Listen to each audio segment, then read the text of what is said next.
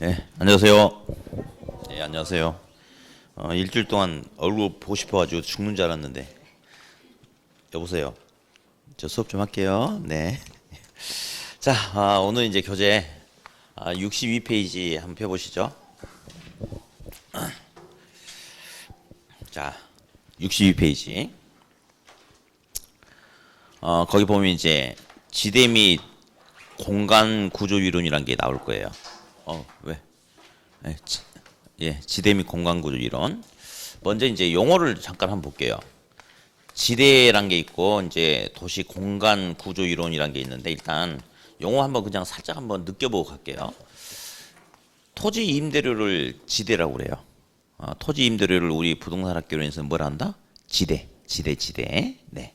다음에 이제 공간 구조라는 건 좀 이따 나오는데 뭐냐면 예전에 사람이 적을 때는 인구가 적으니까 그냥 마을을 중심으로 모여 살면서 단순하게 농사만 짓고 대충 그렇게 살았을 거예요 아마. 그런데 도시가 커진다는 것은 인구가 늘어나는 거예요. 그럼 인구가 늘어나면 자, 수업 좀 멋지게 한번 해보려고 그랬더니 안 도와주네. 자, 인구가 늘어남에 따라서 이제 농사 짓는 사람만 있는 게 아니고 공장하는 사람도 있고 장사하는 사람도 있고 이렇게 하다 보면 이제 도시가 점점 커짐에 따라서 어떤 형태로 나타나느냐 이제 이런 걸 보여주는 게 공간구조 이론인데 먼저 이제 지대를 가지고 한번 이야기할게요. 지대. 네. 우리 책 이제 맨 밑에 보니까 그 동그라미 1번에 단순 지대 이론 해가지고 TNN의 위치 지대설이라고 혹시 보이세요? 보이시죠? 거기 동그라미 니은에 보니까 수송 비용 절약에 따라서 지대가 결정된다 이런 표현이 하나 있을 거예요. 보이시죠? 그래서 일단 수송비 체크 한번 해보실래요? 수송 비용 한번 일단 체크만 해보세요. 수송 비용. 다음 동그라미 2번 오른쪽에 동그라미 2번하고 동그라미 3번에 보니까 이제 리카도 마르크스가 나오는데 동그라미 2번과 3번을 이렇게 연결하세요. 일단 오른쪽 2번 3번 연결해 놓고 각자 동그라미 2번 동그라미 3번 각자 니은에 보니까 어떤 것은 설명하지 못했다란 말이 있고 어떤 것은 설명했다란 말이 있을 거예요. 잠깐 체크하세요. 설명했냐 못했냐 그게 중요한 거니까 일단 체크를 하세요. 네. 했죠. 동그라미 4번에 보니까 알론소의 입찰지대 이론 이런 게 나와요. 예, 입찰 동그라미 쳐보세요. 입찰. 자, 일단 하기 전에 이제 나중에 우리가 이제 이론 강의를 듣고 나서 이제 문제풀이 테크닉이 갖춰져야지 학교 가는 거 아니겠습니까? 그러면 우리 부동산 학교로는 문제 푸는 법칙들이 있어요. 법칙들이. 그래서 이제 한번 해봅시다. 거기 방금 보니까 뭐가 있었냐면 자 입찰 지대라는 게 있어요. 입찰 지대라는 용어가 나왔는데 어디 입찰이라는 용어는 들어봤죠? 그 물건 입찰 붙이면 누구한테인가는 낙찰이 되긴 되겠죠. 그렇죠. 예. 그러면 제가 이제 토지 소유자인데 요 사람 요 세 사람이 저한테 토지 사용료를 줄 테니까 자기한테 땅을 빌려달라고 하는 거야. 너 얼마 줄래 했더니 100원 주겠대. 너는 150원. 너는 했더니 200원 주겠대. 누가 제 토지 빌려 쓸 수 있는 거예요? 200원이죠. 그렇죠. 예. 그래서 지대는 토지 사용자가 가장 많은 토지 사용료 임대로 지불하겠다. 이런 입찰을 통해서 결정된다. 이게 바로 입찰지대거든요. 그러면 이제 나중에 문제풀이 할 때 어떻게 하는 거냐면 입찰지대란 어쩌고저쩌고 하면 이 중간에 있는 표현들은 아무 의미가 없어. 의미가 없고 끝에 보면 최대 지불 능력이 있느냐 아니면 최소 지불 능력에 의해서 결정되느냐 이 둘 중에 하나를 찾는 거야. 그러면 입찰 붙이면 누구한테 낙찰이 됩니까? 요거죠. 요거. 그래서 이제 어떤 용어에서 문장에서 입찰 나오면 바로 옆에 있는 잔소리들은 들을 필요가 하나도 없고 문장 끝에 가보면 최대 아니면 최소란 말이 있을 거예요.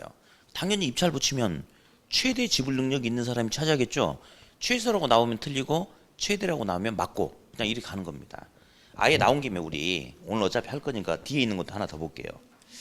어디를 잠깐 보시냐면 저기 75페이지 잠깐 가볼게요. 75페이지 75페이지 한번 가볼게요. 네. 페이지가 한참 넘어가면 여러 장을 넘기면 좋을 텐데 한 장씩 넘기시는 분도 계시고 그러네. 뭐 그 뭐라 하는 건 아니에요. 그냥 그렇다 이거예요. 예, 그래요. 자, 이제 거기 맨 밑에 이제 용어 체크 검정색 박스를 보니까 맨 밑에 보니까 그 공급 동결효과라고 보이세요? 네, 그렇죠. 한번 써볼게요. 주택 공급 동결효과, 이것도 시험에 여러 번 출제가 되는 용어인데, 자, 일단 우리가 처음에는 있잖아요. 용어를 한번 생각해 보는 게 중요해. 주택 공급이란 말 알죠? 주택 공급. 근데 동결이란 것은 묶였다, 움직이지 않는다, 뭐 이런 의미가 있는 것 같아. 그냥, 그죠? 이게 뭐냐면 정부가 부산 지역에 주택 양도소득세를 중과세하겠대요. 중과세하겠대. 그러면 일반적으로 생각했을 때는 투자 메리트가 사라지겠죠.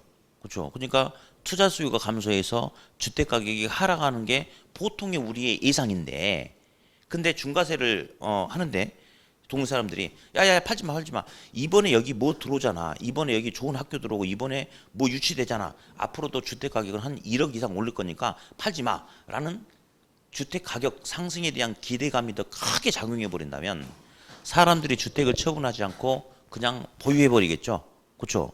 그러면 시장에서 주택 회전이 돼야 안 돼. 락 동결돼 버리겠죠. 그러면 결국은 주택 가격은 상승하겠어요, 하락하겠어요? 당연히 상승하겠죠. 이것도 법칙이야. 이것도 있잖아요. 주택 공급 동결 효과에 대한 제가 설명을 했잖아요. 그러면 요 용어 읽는 거야. 읽어. 읽다가 중간에 있는 용어는 아무 필요가 없고 맨 끝에 하락이라고 나오면 틀리고 어떻게 나오면 상승이라고 나오면 맞고. 예. 하나 더. 바로 보니까 위에 보니까 헨리 조지라는 사람이 있어요. 헨리 조지. 무슨 이론 나와 있어요? 토지 단일세 이론이라고 이렇게 나와 있죠. 그래서 이것도 설명을 한번 해볼게요. 저는 근데 좀 땅이 많이 있을 것 같아요, 없을 것 같아요? 저는 좀 저기 땅이 좀 많아요. 100만 평이 있는데, 예, 있어요. 예. 저희가 제일 싫어하는 놈이 이놈이야. 내가 제일 싫어하는 놈이 이놈입니다. 지금 때려버리고 싶은데 이미 죽어 있어가지고 때릴 수도 없고. 자, 일단 볼게요. 헨리 조지의 토지 단일세 이론. 헨리 조지라는 사람이 뭐 미국의 사회사상가다 이런 건 전혀 시험에 안 나오니까 다음 중 헨리 조지의 국적이 어디일까요? 1번 미국, 2번 한국, 이런 건 안 나옵니다. 안 나오고 됐고, 지금 제가 이론 잠깐 설명할게요. 헨리 조지라는 사람은 토지에서 발생하는 지대 수입을 국가가 100% 세금으로 징세를 하면 이것만 가지고도 국가 재정을 충당할 수 있기 때문에 나머지 모든 조세는 철폐해도 된다. 토지 세금 하나만 있어도 국가 재정을 충당할 수 있다라고 주장한 게 이 사람의 이론이에요. 이 사람의 이론이 어떻게 마음에 들어요, 안 들어요? 그래, 나는 저런 사람이 좋아. 땅이 없나 보죠? 뭐 그럴 수 있죠. 뭐 없을 수도 있는 거예요. 근데 좋아요, 아주 마음에 안 들죠. 보세요. 토지를 안 가진 사람 같은 경우는 쌍손 들어서 환영하겠죠. 그렇죠? 근데 땅 가진 사람 입장에서는 진짜 기분 나쁜 소리 아닙니까? 그렇잖아요. 자, 그러면 이제 우리 보면 동양이든 서양이든 지주는 만화로 묘사하면 배를 볼록하게 이렇게 해준단 말이야. 왜냐면 지주는 아무런 노력을 하지 않고 금수저를 물고 태어나가지고 예? 노력을 하지 않은 상태에서 토지를 가졌다는 이유 하나만으로 부를 축적한다 해서 이렇게 표현해줘. 이렇게. 자, 그럼 이제 토지 단일세 이론을 방금 설명했는데 시험에 방금 설명했던 내용만 가지고 나올 때는 절대 오답이 존재하지 않아요. 근데 이제 그 이후에 그러면 헨리 조지가 이렇게 이야기했는데, 그럼 헨리 조지는 얘는 지대 토지 임대료 수입을 어떻게 생각해서 이런 소리 했느냐? 지대를 정당한 소득이라고 생각했을까요? 불로소득이라고 생각했을까요? 자, 여러분 있잖아요. 토지 임대료 수입 지대가 정당한 소득이라면 이런 소리가 나올 수 있나요? 말 안 되는 거 아니겠어요? 근데 정당한 소득이 아니고 뭐라고 간주했겠어?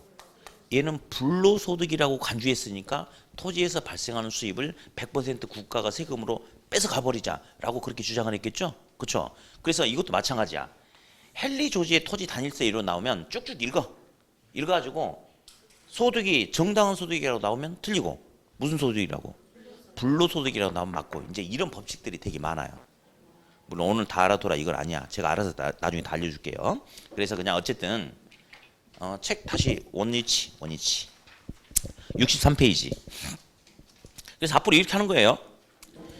입찰지대 입찰 나오면 뭐야? 그러니까 우리 경매한 거 생각해 보면 똑같은 거 아니에요?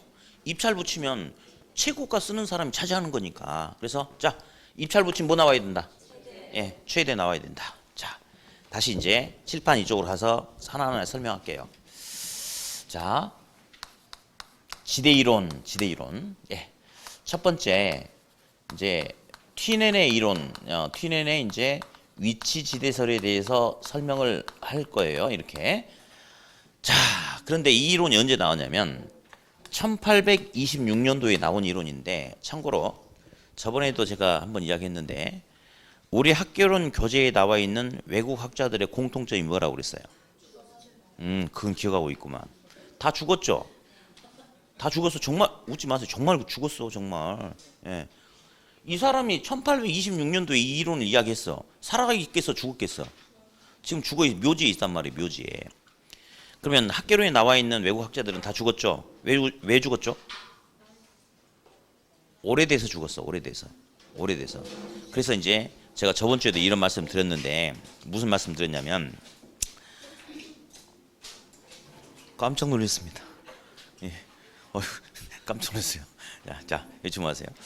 무슨 말씀 드렸냐면 지금 우리가 나온 이론들은 최소 70년, 80년, 100년, 150년, 거의 200년 전에 나왔던 이론 가지고 우리가 시험에 나오니까 지금 시대 상황과 부합되는 것도 있겠지만 지금 우리들이 생각하는 것과 안 맞는 부분도 있을 수 있겠죠.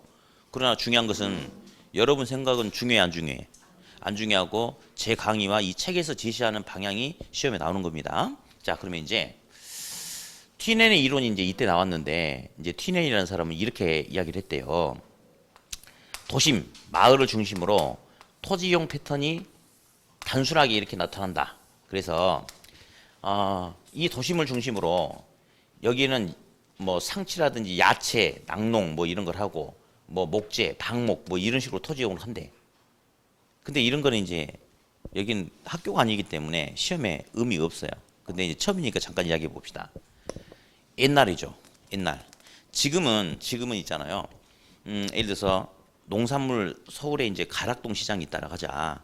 그러면 서울에 이제 농산물 시장이 있는데 이 부산에서 야채를 재배해 가지고 서울로 가져갈 수 있어요, 없어요? 상하지 않은 상태에서 있죠. 지금은 도로가 잘 발달돼 있고 엄청난 속도를 낼 수 있는 수송수단이 많기 때문에 진짜 서울하고 여기는 끝과 끝이지 않습니까? 그래도 이 부산에서 야채를 재배해서 가지고 가도 상하지 않는단 말이야. 근데 옛날이지 않습니까?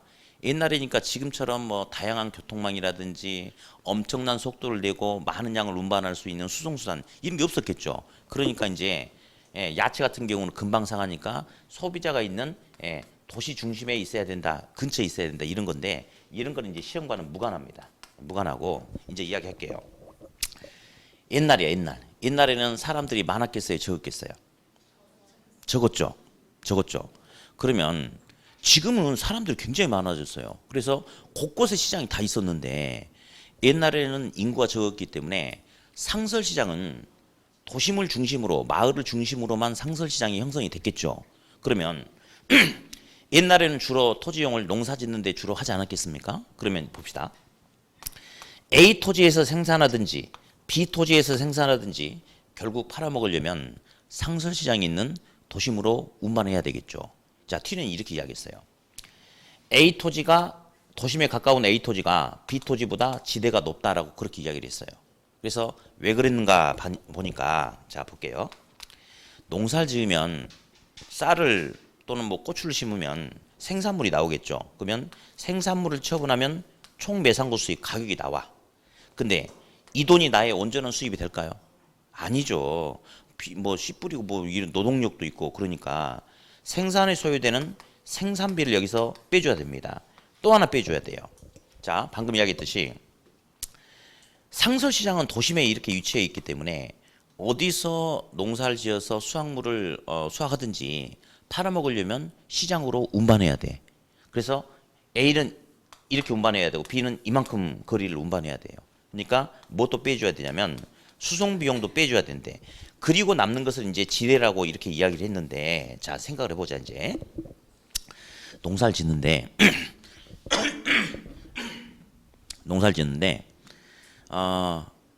퇴비를 뿌리는 거하고 유기농 화학비료를 뿌리는 거하고 낫으로 벼를 베는 거하고 콤바인으로 베는 거하고 완전히 생산비라든지 수확량에 있어서 엄청나게 큰 차이가 있을 수 있겠죠. 그죠? 근데 요 당시에는 콤바인 있었을까요?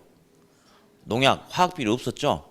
그쵸? 그러니까 누가 농사를 짓든지 생산물 가격이나 생산비에 있어서는 큰 차이가 없었겠죠. 그래서 결국은 지대는 뭐에 따라서 결정된다고 그랬냐면 수송비에 따라서 결정된다고 그랬어요. 그래서 A 토지는 운반하는데 소요되는 수송비가 조금 소요되고 B 토지는 수송비가 많이 빠져나가죠. A하고 B 중에 누가 더 수송비 절약분이 더 크죠?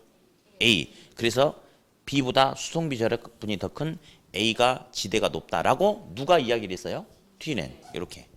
그래서 지금 단계는 T는 수송비를 강조했다. 딱 하나만. 자, T는 뭘 강조했다? 수송비를 강조했다. 이 소리만 살짝 들어보면 됩니다. 다음 두 번째. 오른쪽에 보니까 리카도라는 사람이 있을 거예요. 리카도의 차액지대설. 바로 밑에 보니까 마르크스라는 사람이 있어요. 마르크스의 절대지대설. 자, 이제 볼게요. 근데 이제 잠깐 보니까 1번 여기 있고 공간 띄워놓고 2번을 써놨잖아요. 그러면 공간을 이유 없이 띄워놓지는 않았을 거예요. 뭔가 이유가 있을 겁니다. 좀 이따. 네, 볼게요. 이제 용어를 한번 읽어보니까 이 리카도란 사람은 지대가 뭐 어떻게 생긴다라고 이론을 이야기를 했대. 근데 이 액이 뭐냐면 액기스 할 때 액이 아니고 금액을 말해. 그래서 지대는 뭔가의 차이에 따라서 그 금액이 달라진다라고 했는데, 자, 뭐 이게 이제 뭐 몇 년도 이런 건 의미가 없으니까 옛날이거든요. 이 사람도 죽었죠? 그렇죠? 옛날에는 토지 이용을 할 때 주로 농사 짓는 용도로 이용을 했죠. 그렇죠? 그래서 옛날에는 이제 토지를 평가할 때 이렇게 했대요. 농사를 짓는데 아주 수확물이 풍성하게 많이 나온다. 비호감 토지다. 그러면 땅값이 비싼 토지다라고 했고, 농사를 짓는데 수확물이 조금밖에 안 나온다. 그러면 안 좋은 토지다라고 그렇게 옛날에는 그렇게 이야기를 했대요. 그래서 리카도의 차익지대설은 토지의 생산력, 비옥도의 차이에 따라서 지대가 달라진다라고 일단 이렇게 이야기를 했습니다. 자, 그럼 한번 볼까요? A 토지, B 토지, C 토지가 있는데 A 토지는 농사 지으면 100원만큼의 수확물이 나올 수 있대요. B 토지는 70원만큼, C 토지는 50원만큼의 수확물이 나올 수 있다라고 가정하자. 그러면 일단은 리카도의 이론을 이해한다면 어떤 토지의 지대가 제일 높겠어요? 이런 관계가 되겠죠. 생산력이 이제 가장 높은 A 토지가 제일 비싸고 그다음 B, C 이 순서란 말이에요.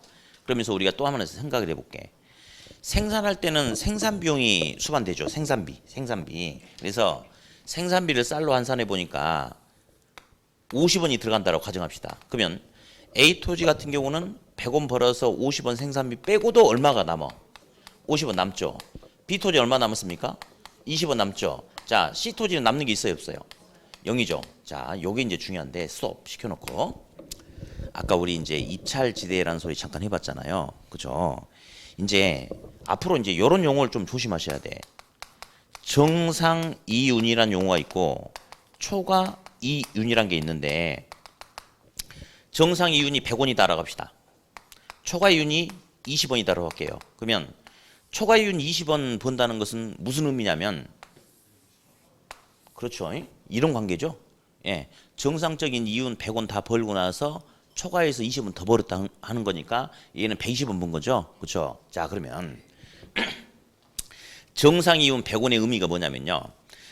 내가 투자해서 100원을 벌어야 되겠다라고 목표를 세웠는데 정말 100원을 벌 수 있다는 거야. 예, 그게 정상이윤이에요. 근데 초과이윤은 내가 투자해서 100원을 벌어야 되겠다라고 생각을 했는데 120원 버는 거야. 그러니까 내가 원했던 목표치보다 20원이 초과돼 있죠. 그래서 이게 초과이윤이야. 어디? 내가 토지 이용을 하려고 할 때 초과이윤이 나타날 수 있다면 기꺼이 토지 이용해야 안 해요? 당연히 하죠. 당연히 하죠. 그렇죠. 예. 다음.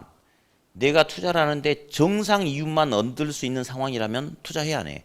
할 수도 있고 그런 게 양다를 걸치지 말라고 저번 주부터도 이야기하니까.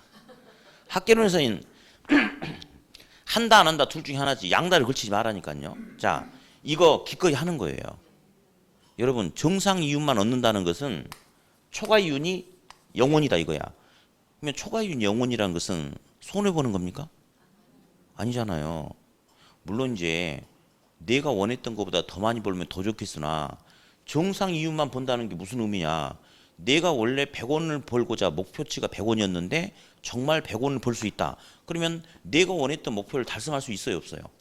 있는 겁니다. 있는 거예요. 따라서 앞으로 할 수도 있고 안 할 수도 있고 이런 소리 하지 마시고 다음 주 1교시 때 또 물어볼 거예요. 투자 이론 때 또 나와. 그래서 양다를 걸치시면 안 됩니다. 예. 정상 이윤만 얻을 수 있는 상황이라 하더라도 기꺼이 이용한다 안 한다?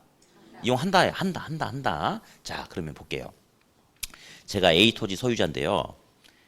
갑돌이도 을돌이도 서로 자기들이 내 토지를 빌려 쓰고 싶다는 거예요. 입찰 경쟁 붙었죠? 그렇죠? 그래서 갑돌이가 이제 이야기하는 생각을 하는 거야.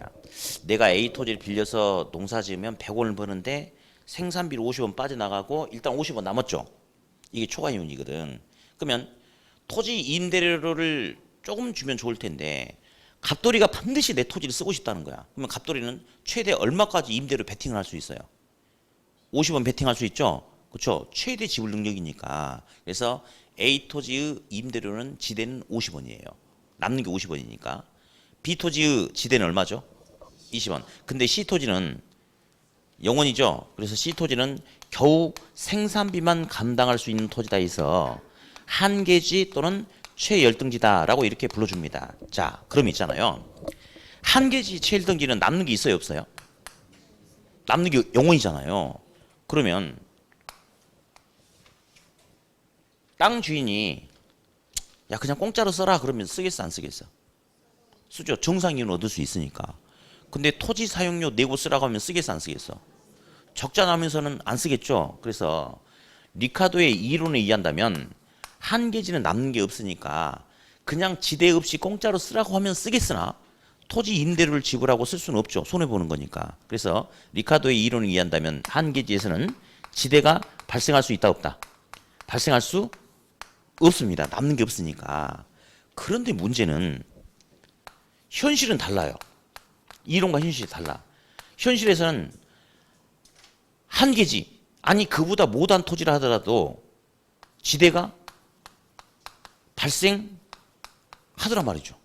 예. 근데 사실은 리카도 이론이 뭐 틀린 건 아니 사실은 뭐 손해 보면서까지 장사할 수는 없잖아요. 그죠? 그래서 리카도의 이론이 맞긴 맞는데 리카도의 이론과 현실이 달라. 그래서 핵심 포인트는 리카도는 한계지에서 지대가 발생하는 이유를 설명했다 못했다. 설명 못했다. 그리고 어떻게 됐어요? 죽었지. 다 죽었잖아요. 여기 책에 있는 사람들은 죽었죠? 그렇죠? 훗날 마르크스란 사람이 자 읽어보세요. 시작. 다시 시작. 자, 지대가 발생하는 이유는 절대적이다. 뭔 말이야? 지대는 절대적으로 발생할 수밖에 없다. 이렇게 이야기했대요. 지대란 것은 지주가 요구하기 때문에 지대가 발생할 수 있대. 그래서 리카도가 설명하지 못한 걸 마르크스가 뭐라고 했냐면 야 저기 땅 주인이 내 땅에서 농사를 짓는데 수확물이 많이 나오든 조금 나오든 나는 그거 알 바 아니고 내 땅 쓰고 싶으면 임대료 내고 임대료 낼 능력 안 되면 저리 가 쓰지 마 라고 해버린다면 한계지나 이보다 더 못한 토지라 하더라도 지주가 사용료 내라고 하면 지대가 발생할 수 있어요 없어요? 있죠. 그래서 리카도 설명했다 못했다?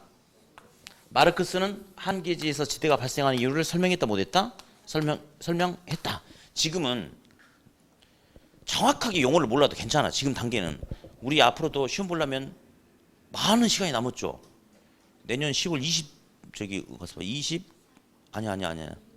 29일 날 마지막 주 토요일 날 시험 본대요. 그 확정되더라고 그렇게. 예.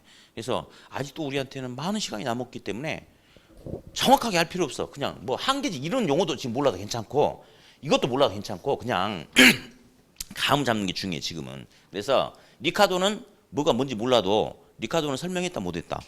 못했다. 마르크스는 설명했다 못했다. 이 소리만 지금 딱 잡아주고 하나씩 살을 붙여가면 됩니다. 리카도는 설명하지 못했고 마르크스는 설명했다. 뭐는 중요하지 않아 지금. 그냥 설명했다 못했다 이 소리만 들으면 돼. 넘기세요.